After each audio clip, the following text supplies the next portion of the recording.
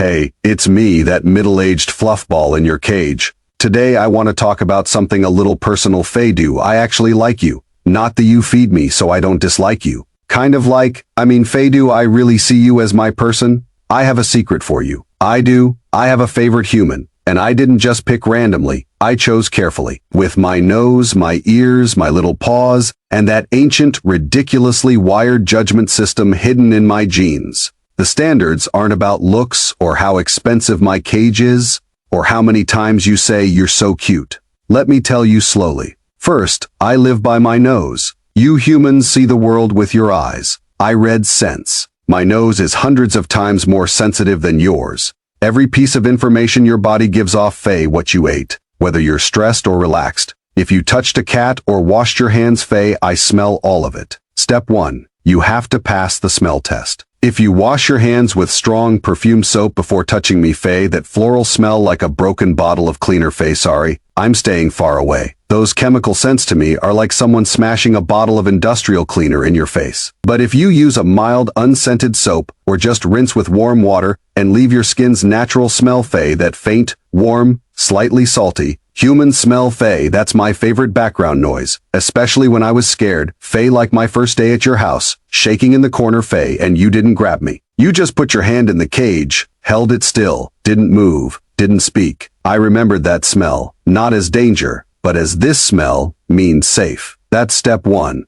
You have a scent that makes me feel safe. Then I listen to your voice. I like low, calm, soft voices. When you crouch by my cage and say, "Hey, little guy," in that gentle tone you'd use with a baby, Faye, that frequency feels like a soft blanket to me. I'll perk up my ears and turn my face toward you. That's me saying this voice can be trusted. I also remember your voice. If every time I hear your voice something good follows, Faye, like filling my bowl or gently picking me up, Faye, then I'll link your voice with good things. One day, you'll just start talking, and I'll poke my head out of my nest before I even see you. But if you yell at me or someone around you often slams doors or plays loud music, Faye, I'll link your voice with scary, and I won't come when you call. Smell and voice aren't enough. There's another key thing, Faye, your hand. Your hand, to me, is a giant machine that controls whether I live or die. Every time you reach for me, I'm judging. Is this hand trying to hurt me or protect me? If you always swoop down from above like a hawk, face, sorry, no matter how many times you fed me, I'll be scared of you. That shadow falling from the sky triggers my oldest, deepest fear. I'll run, squeak, hiss, Faye, even if you're holding my favorite sunflower seed. I just want to escape. But if you do it differently, Faye, wash your hands, remove food smells, important, or I might mistake your finger for food and bite you, then slowly approach from the side. At ground level, palm open, and still, Faye, I'll come over, sniff, and step onto your palm. In that moment, if I don't run, don't squeak, don't frantically grind my teeth, Faye, if I just stand there quietly, maybe even start grooming, Faye, that's the highest compliment I can give you. I'm saying, I'm not scared of you. I feel safe. You pass the smell test, the voice test, the hand test. You're not just a giant who feeds me. You're my person. Another standard, Faye, you respect my body clock. If you want to play when I'm already awake, fine. But if you drag me out of deep sleep just to hang out for 5 minutes, Faye, I get really annoyed. Not because I have a bad temper, but because you're interrupting me. Over time, I'll link you with disruption and start avoiding you. But if you wait until after Faye PM, when I've woken up naturally, stretched, run my first lap on the wheel, Faye, then you crouch down and softly call me, Faye, you'll see a completely different hamster. I'll come to the door, even stand up with my little paws on the bars looking at you. That's me saying, hey, I'm awake, let's play. That you respect my time thing puts you really high in my heart. There's also a subtle judgment, Faye. Do you treat me like a thing? Some humans love me just because I'm cute. That's not entirely wrong, Faye. I don't mind being called fluffy. But if I'm just a cute toy to you, you'll squeeze me, flip me over, poke me while I'm eating, hold me when I'm scared. Faye, I can feel it pretty quickly. What I'm sensing is, you don't read my signals. If you don't let go when I frantically grind my teeth, if you laugh when I squeak, if you lean in to kiss me when I hiss, Faye, that means you don't understand my no. That's when my trust in you starts to break. But if I give a tiny warning, Faye, just a little eep or a freeze, Faye, and you immediately stop and pull your hand back, Faye, in that moment, I know you actually care about how I feel. I'll remember that. Next time you come near, I won't be scared first. I'll watch because I know you'll listen. One more thing, Faye, I actually pay attention to the environment you create for me. If you make my cage big and rich, Faye, thick bedding, a big wheel, hideouts, chew toys, new layouts every so often, Faye, you've spent time on me, not just money. I can feel that effort. If you just throw me in a tiny wire cage with a wheel that doesn't turn properly and bedding so thin, I can see the bottom, Faye. I won't not love you because of that, but I won't be happy. And an unhappy hamster doesn't have the extra energy to love anyone. I'll just hide, stress out, and live day to day. So when you set up that cage, you're really saying to me, I want you to live like a hamster. When a human says that to me, I'll trust you for the rest of my short life. And finally, Faye, the most important one.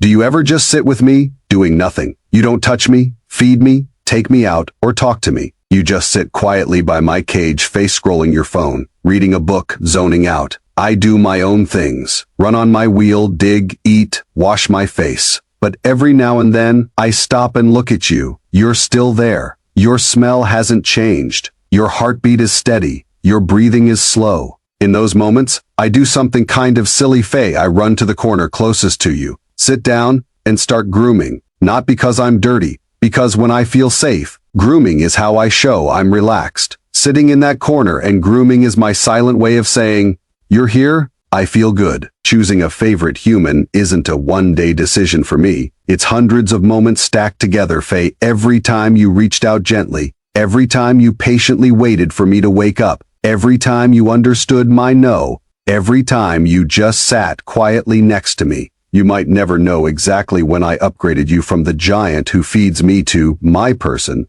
but I know. It was that time I was scared, and you didn't grab me, Faye. You pulled your hand back and let me calm down. It was that time I frantically ground my teeth in your hand and you didn't record a video, Faye. You immediately put me back in my cage. It was that time I squeaked from a nightmare, and you got up in the middle of the night, tapped the cage lightly, and whispered, "It's okay." Right then, I decided, it's you. So if you want to know whether I've chosen you, Faye, don't ask me. Just watch me. Do I run to the door when you come near? Am I willing to step onto your palm instead of running away? Do I groom, wash my face, even nap in your hand? Do I make that soft, relaxed teeth, grinding sound? If the answer is yes, Faye, then I chose you a long time ago. I just never had a chance to tell you. Now you know. Go crouch by my cage. You don't have to talk. Just sit for a while. Let me look at you. If I poke my head out of my nest, twitch my nose a few times, and slowly walk toward you, Faye, that's me saying, you are my favorite person.